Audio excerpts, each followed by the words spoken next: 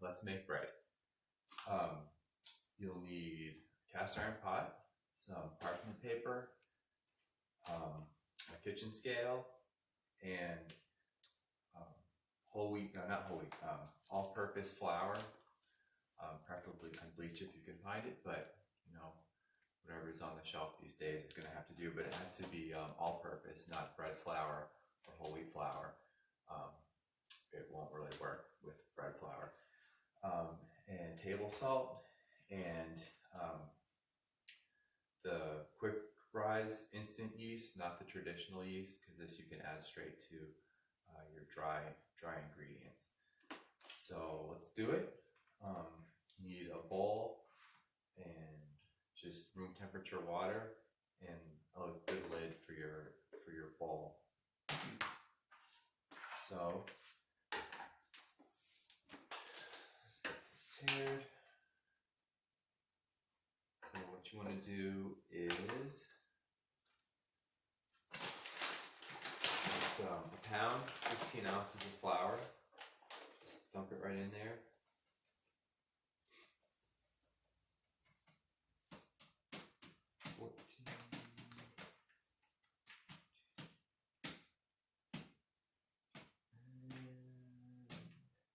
So 16 ounces of flour. It's a half a teaspoon of yeast. So a half a teaspoon of your quick rise instant yeast.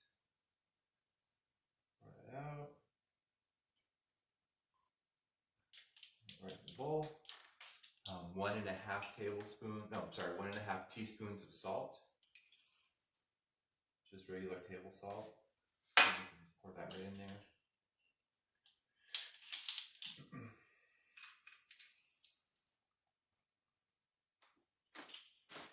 you just kind of want to mix that together.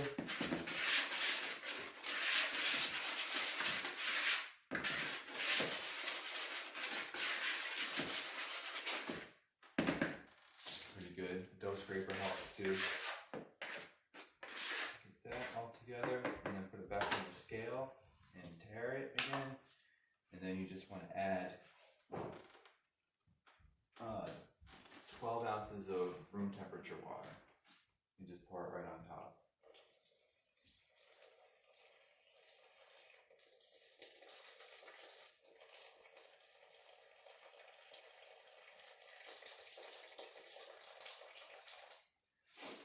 And then mix it together. Your dough scraper.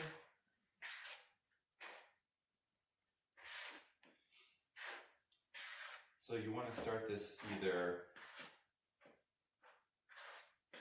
in the morning and bake it at night, or you want to start it at night and bake it off in the morning.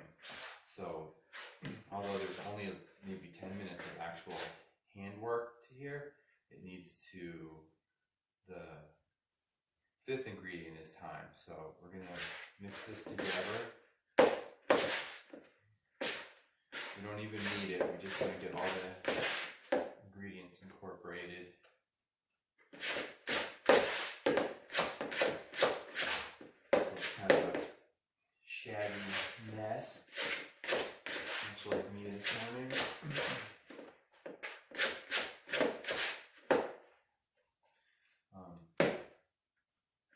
So that is literally it. So you want to put your top on this and just set it off somewhere where no one's going to pick at it or look at it. You don't want to open this or touch it. This needs to sit now for a minimum of 12 hours. So yeah, just put it off to the side somewhere. It can sit a little bit longer, but definitely not less. So that's it. That's about the most handwork you'll have to do.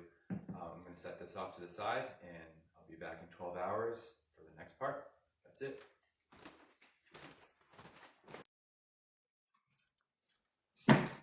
Okay, so it's been 12 hours. What you want to do now is cut yourself a square of parchment paper. let's see, you can look at your dough now. It will have risen a little bit, but it looks just kind of like a bubbly mess, and that's exactly what you want. It'll smell like a fermenting dough a little bit, in a good way. So put down some flour in your work area. And then if you have something to scrape it out with, you want to gently just sort of scrape the sides of the bowl, if you can see that, until it kind of plops out. Get it all. It's gonna feel wet, and that's exactly what you want. Go ahead and align the same bowl that you did the first artisan with the parchment paper.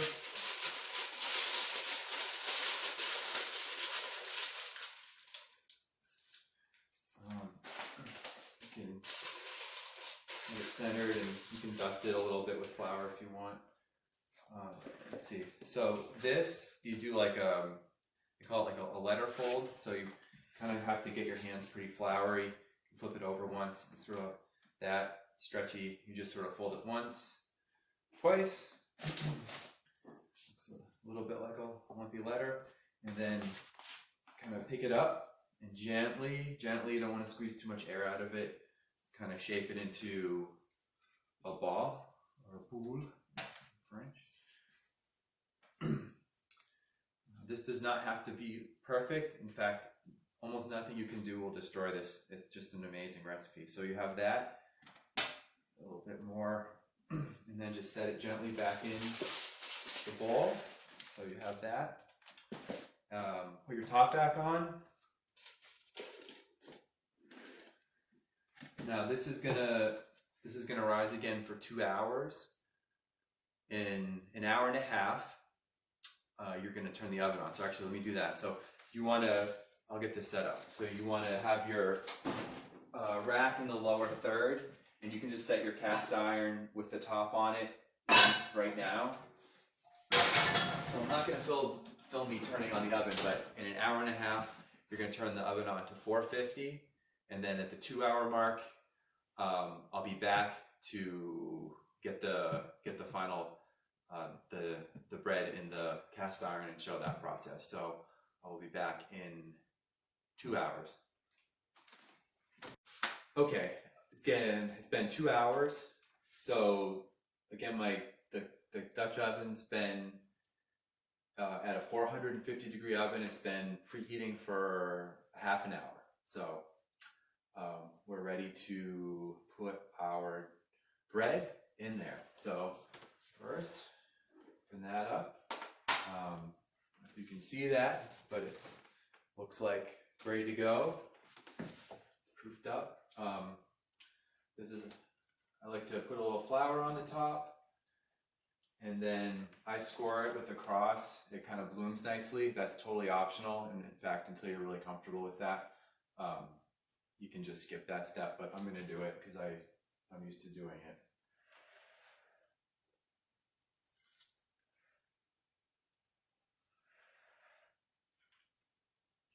Okay. Now we are going to take this iron out. Take off the lid, and then this is the next part about using the parchment paper, is you can just lift it all up right into your very hot cast iron. Put the lid on. This goes back in. So it's an hour of baking. Put the first 30 minutes, set a timer for 30 minutes. So you do 30 minutes with the lid on. In 30 minutes, when the timer goes off, reach in, don't take the whole pot out, just take the lid off and set it off to the side, and then bake it for another 30 minutes with the lid off it. And that's it. So I'll be back in an hour. Our bread will be almost done. Okay, so we're coming up to the end of the hour. again, at the half-hour mark, this is an hour. At the half-hour mark, you reach in and gently take the top off the lid, and then the second half-hour is uncovered. So we're at our hour. The bread's done. Off. So.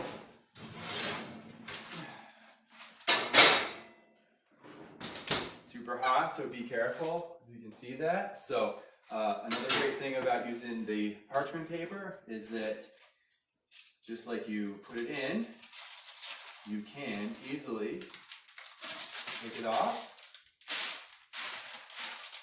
knock it off. You can reuse this too a few times till it starts breaking apart. So put it on your cooling rack. So there's the finished loaf. Looks awesome. Smells awesome. There's one more step, and that is that it needs to sit for a full hour before you cut into it.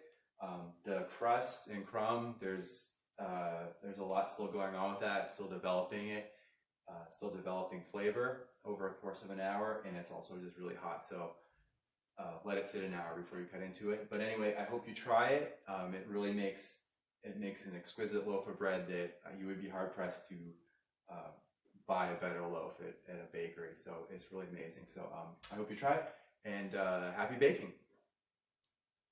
That's it.